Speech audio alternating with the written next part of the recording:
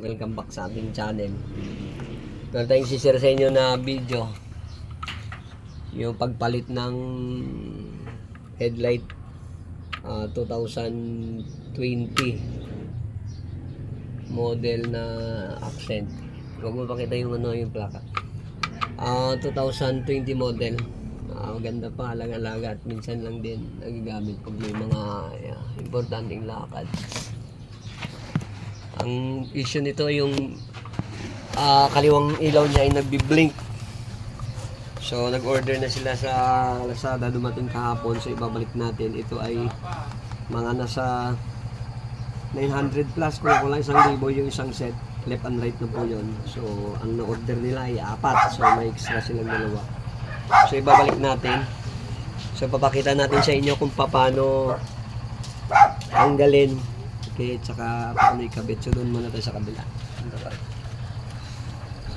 Dito tayo. So dito muna. Dito ito yung may problema, yung low beam niya, kaya kailangan nating tanggalin to. Ito.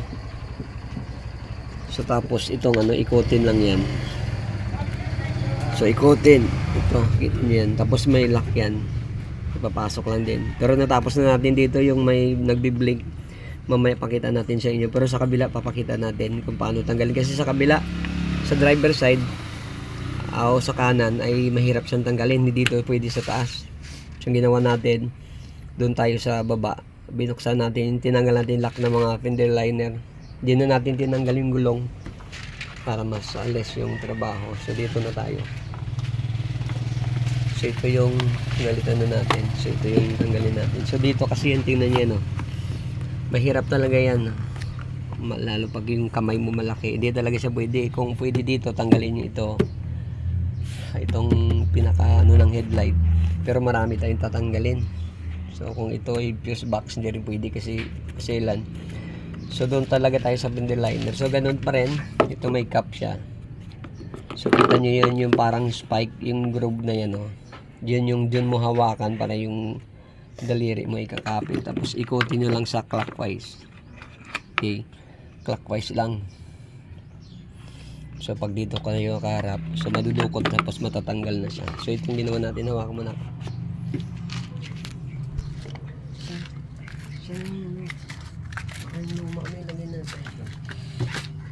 So dito, ito paturo natin sa inyo. Anak-anak. So inano natin, kasi dapat tanggalin to gaya ng may-ari. Nung tinanggalin ng una, tinanggalin itong gulong para mas makaka-access ka dito. Pero sa atin din natin tinanggal, ito lang yung mga lock ng center liner. Tapos tanggalin natin. So natanggalan natin, ito lang, oh. So ito yan. So pasok na natin yung kamay natin dito. Itong fender liner ay naman, flexible. Rubber lang din siya. So yan. Kailangan kapaan lang doon sa taas na.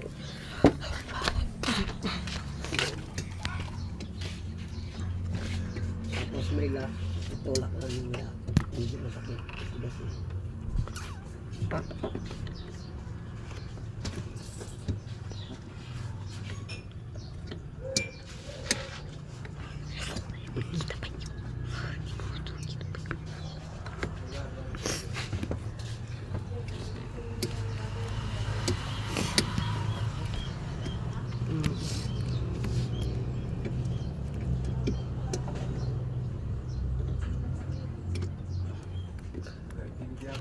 Pwede mo i-post mo na yung ibang talaga.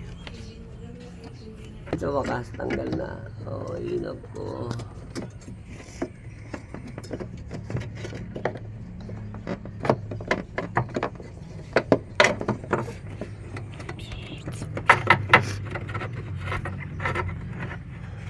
So mahirap tanggalin talaga, anak. Tapos yung socket, pwede mo siyang dukotin dito sa taas pag natanggal na. Ito.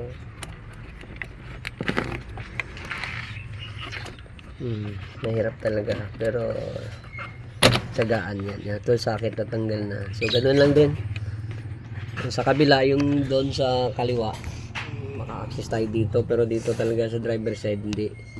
Kailangan tanggalin yung fender liner. Tapos ito na, palitan na natin.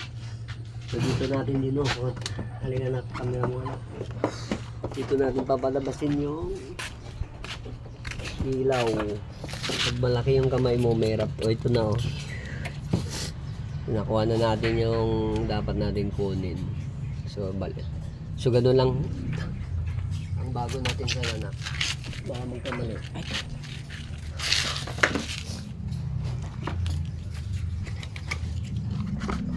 Ayun, ito yung bago. Ito yung bago natin. Ito yung tanggalin natin. May orange siya itong H4. So, isa ito yung pagkakaiba. So, ibalik natin. So, ganun din. Yung socket, wag muna natin ilagay. Tapos, daanin natin dito. Dito natin sa ipaso. Anak, yung video ba na? Yun. So, yun, check natin.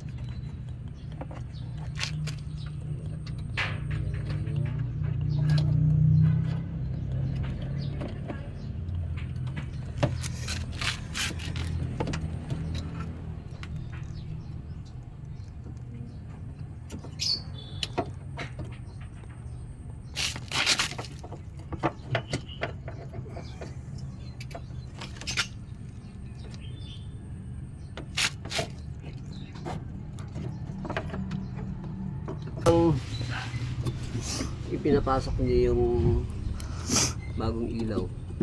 Dapat tingnan niyo dito sa harap. Kasi may guide ito. Hindi mo siya pwedeng ipasok pagka hindi na itama. May magiging ano yung ilaw. Kaya kailangan kapababa lang.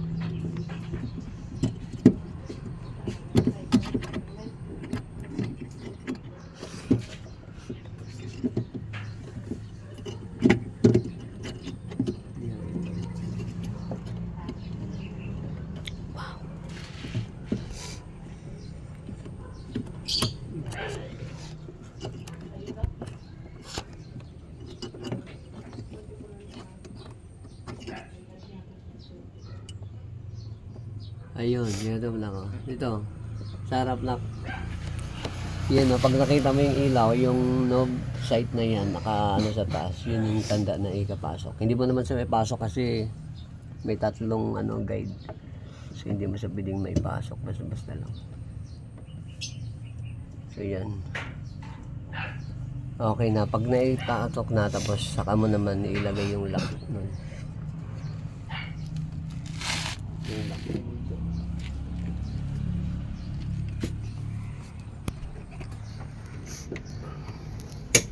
Yun, pag tumunog na, ibig sabihin naka-ready na yung lock. I-press mo lang sa ulit.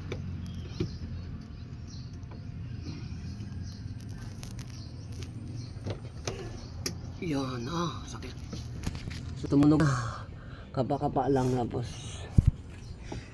yun, pasok na natin yung lock. Ngayon, ang socket naman, yung tatlong terminal na yun, ay ibabalik lang natin. Ayan na. So, ito. So, medyo mahaba naman to. I-ano mo lang dito. I-pasok. Hindi ka naman magkakamali kasi may guide. Tatlong ano lang din siya. Tatlong butas. So, hindi na natin tinanggal yung gulong.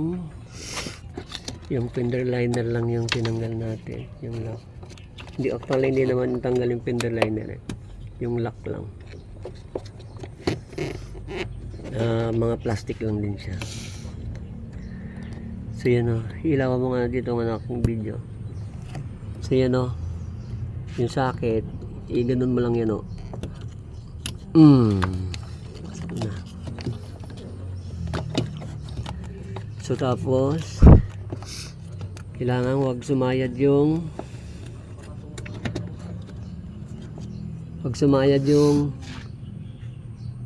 ano sa ilaw niya, yung wire kasi wag sumayad sa fan kasi may fan siya tapos ibabalik lang din to. Ganyan lang yung pagbalik. Papasok. Pag napasok, ikot mo lang sa pabalik. Counter naman. Ito naman ngayon ay counter. Ayan o, ikot. Makita nyo yan. Counter clockwise. So pag tumigas na, yan na. Okay, ngayon subukan natin.